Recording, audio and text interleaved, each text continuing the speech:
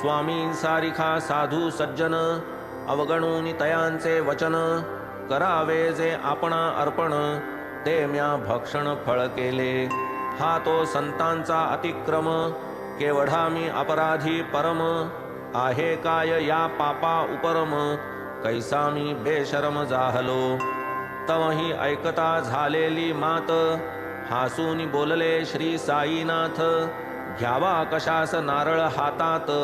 ठेवणे व्यवस्थित जरी नव्हते तुम्ही माझी वस्तू मजप्रत द्याल ऐसे जाणून निश्चित माझ्या बंधूने तुमची या बोलात विश्वास अत्यंत ठेविला त्याचा का व्हावा परिणाम हेच का तुम्ही विश्वास थांब पुरला न माझ्या बंधूचा काम ऐसेच का काम हे तुमचे म्हणाले त्या फळाची योग्यता येईना इतर कितीही देता घडावयाचे घडले आता व्यर्थ दुश्चित्तता किमर्थ स्वामींनी तुझ दिधला नारळ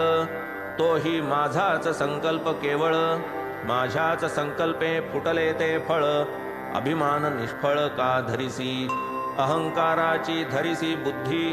तेणे आपण मानिसी अपराधी एवढे निरहंकर्तृत्व साधी अवघी उपाधी चुकेल